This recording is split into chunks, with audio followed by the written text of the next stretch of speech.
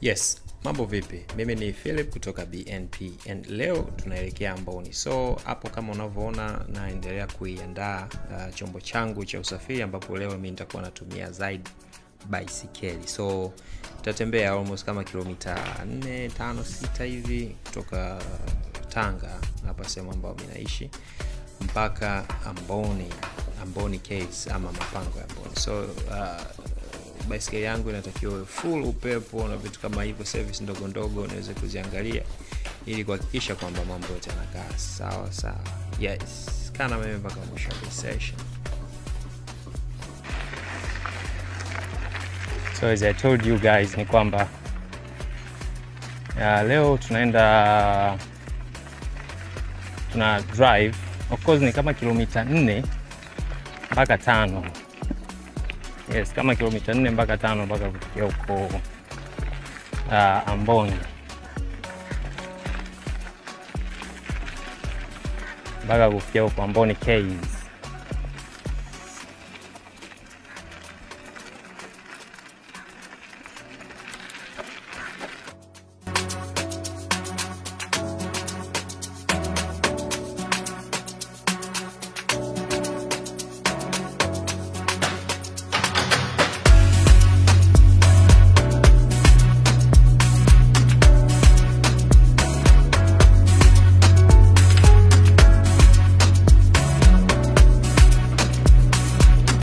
Oh yes. Yeah, so hapa tupo kwenye road ya Mombasa, na kama tunavyojua kwamba Pangani, Amboni. Yes. Amboni Caves ipo kwenye upande wa Mombasa Road.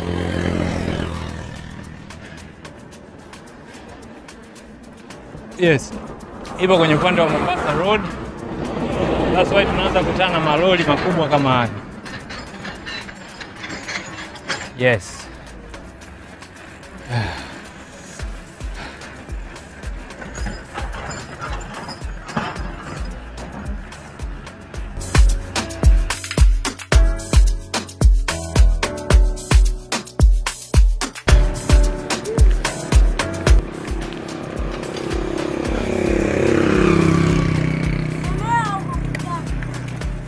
Mambo. Poa poa. Haya.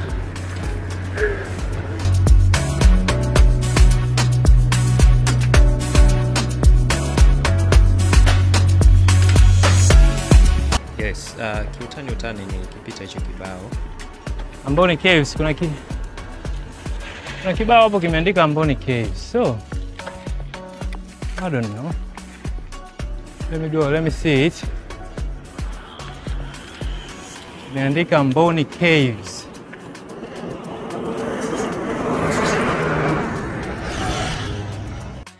Yes, so hichi ni kibao cha Amboni ambacho kinatuonyesha Amboni. Of course kuna njia mbili, lakini ni moja kati ya njia ambazo ni fupi ukiwa unatokea Tanga. So ni kama kilomita 2.2 kutoka. Yes.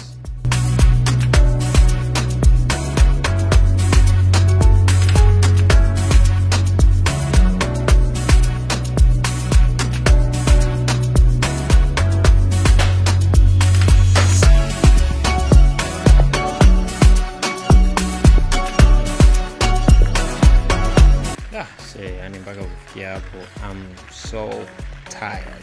Yani nilikuwa nimechoka bara kwa sababu jua kali. Yani noma. Yes, kutokana na jua na vitu kama hivyo, so kuna duka ambalo nikutana nalo huko mbele. Kwenda kununua leso. Yes. Habari? Marhaba, asante. Kuna leso eti? Marhaba. Nini? Leso.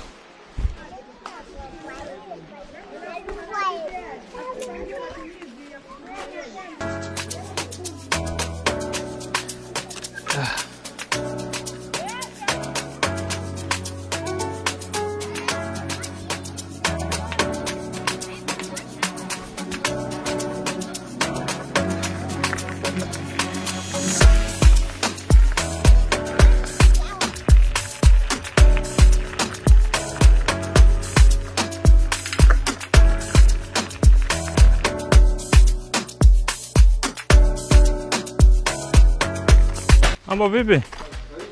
Asante za kwako. Salama, sijui wewe. Sawa. So, ukifika Amboni, kuna of course masuala ya mapato na vitu kama hivyo, kwa hiyo ni lazima uweze kuingia hiyo ofisi ili uweze kwenda kujisajili, uweze kuchukuliwa particulars zako ama taarifa zako, ili waweze kujua kwamba wewe ni mzawa au la. So kwa kifupi, wazawa wana advantage kubwa kwa sababu gharama ni ndogo sana, almost 2,300 hivi. Kwa hiyo unatakiwa uende ukatalii. Yes, unatakiwa uende ukatalii.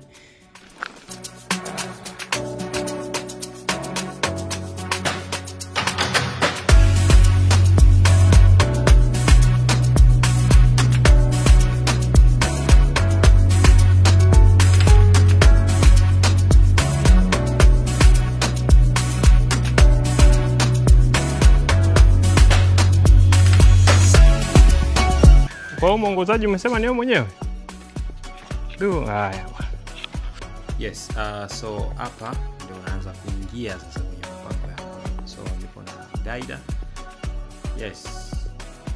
Mbona kama unaanza kuogopa?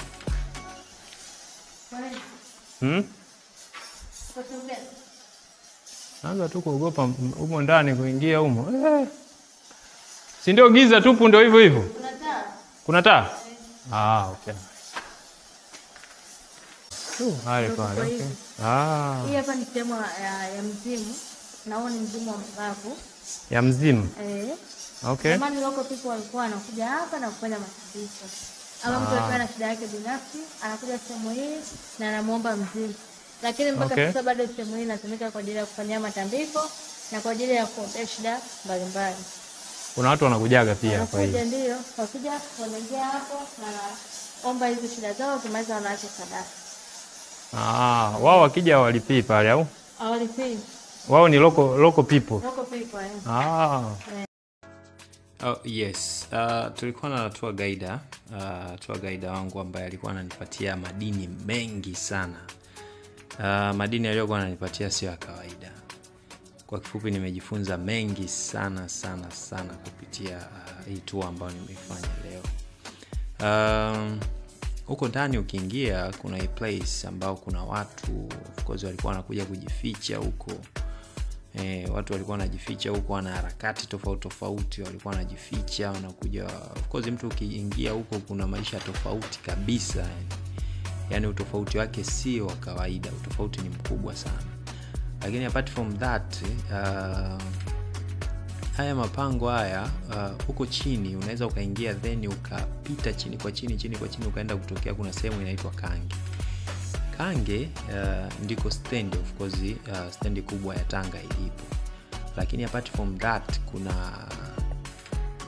kuna sehemu ambayo unaweza pia kupita huko chini kwa chini mpaka ukaenda kutokea Mombasa. So hakikisha siku moja unakuja kutembea, kwa sababu hii ni moja kati ya vivutio vizuri sana vinavyopatikana mkoa wa Tanga nchini Tanzania. Jitahidi siku moja unaenda kutalii kule.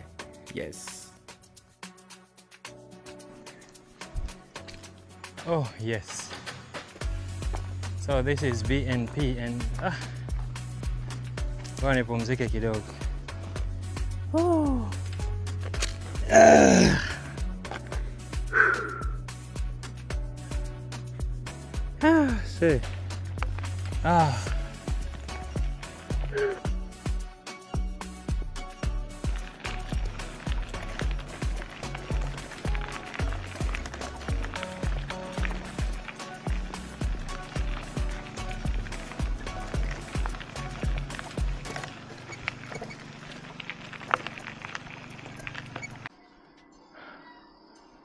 Mapango ya Amboni. Na hiyo ndio mapango ya Amboni. So hii imeandika welcome to mapango ya Amboni, lakini mimi ndio naondoka hivyo.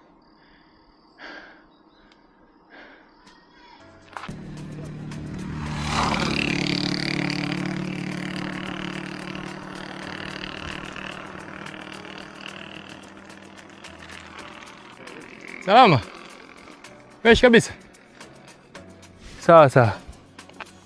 Sorry bwana.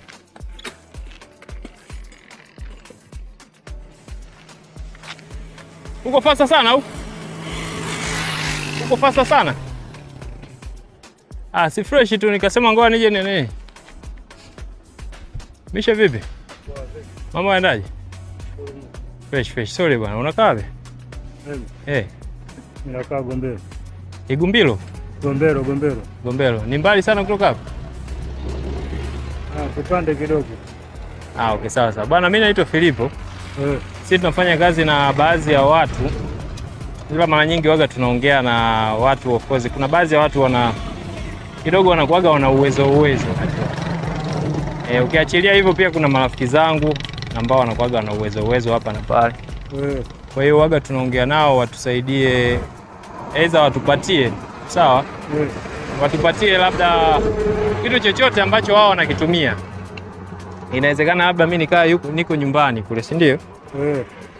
Lakini kiuhalisia kumbe nina jagi langu ambalo silitumii. Ila kumbe hilo jagi kuna mtu ukimpelekea analitumia, si ndio? Ndio. Inawezekana pia labda nikawa nina nguo ambayo mimi naitumia. Mimi siitumii kwa sasa hivi. Lakini kumbe kuna mtu ukimpelekea anaenda anafanyaje? Anaitumia. So kuna baadhi ya watu pia wameshanipatia baadhi ya vitu na nini. Kwa hiyo mimi leo nilikuwa nimeenda kule kutalii kidogo kule Mapangoni kule. Lakini pia kwenye begi hapa nina nguo chache ambazo kuna baadhi ya watu wamenipa. Kwa hiyo nikasema yeyote nitakaye kutana naye mimi ndampatia. Kwa hiyo nilipokuwa napita hivi nikasema okay, nimekuona wewe, nikasema basi kama vipi ngoja mimi ndakupatia. Wewe utajua mwenyewe kama utazitumia wewe, utazivaa mwenyewe. Ila kuna baadhi ya watu ambao wanapenda sana kuona pia watu wengine pia nao wanakaa vizuri, wanapata vyovyote. Ni vile tu sijapata kitu kingine chochote, ila hata kama TV ningekuwa nimepewa, basi wenda ningekupatia. Sawa. Yes, kwa hiyo hapa vitu ambavyo vipo kwa leo, kuna nguo. Lakini sasa cha kushangaza ni kwamba, ama cha ajabu ni kwamba mimi sina mfuko. Sasa sijajua wewe mfuko tutawekea wapi ndugu yangu.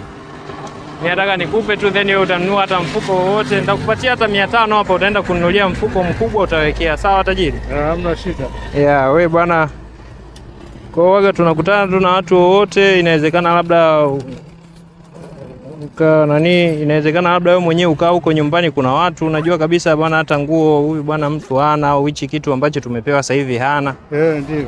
Then wewe mwenyewe hii hapa 500 utanunua mfuko lakini nguo bwana kwa kweli ni nyingi wametupatia. Sawa tajiri? Sawa. Yes, kwa hiyo hizi zote bwana mimi nakupatia. Yaani kuna watu hizi wangeenda kuzifanyia tambala deki, kwa hiyo waga tunaongea nao. Kwamba bwana kama una chochote wewe tupatie tu, sisi tutawapatia. Watu wako wengi sana wenye kutaka hivi vitu. Sawa. Yes. Hapa hamna neno chef. Naam. Pamoja. Sawa. Hii hapa na hiyo hapa naachukua. Sawa. Yes, sawa. So wala hamna shida. So kwa hiyo binafsi kwanza nashukuru hata kukutana na wewe. Mimi nimekupatia. Sawa. Kwa hiyo bwana wewe mwenyewe pia kama unaweza ukaombea watu waliotoa, basi ni juu yako wewe. Lakini cha msingi wakitoa zaidi, watu wengine pia zaidi wanapewa. Sawa jamani? Sawa.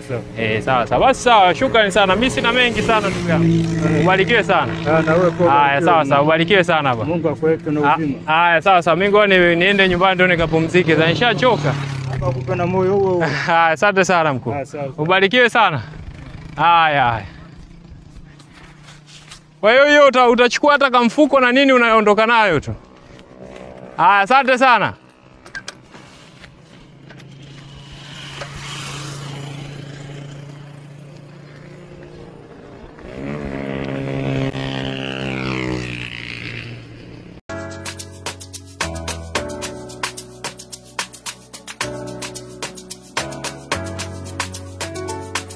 Yes, so guys, mimi ni Philip kutoka BNP and mpaka kufikia hapa tumefikia mwisho wa hii session yetu ya leo ambao tulikuwa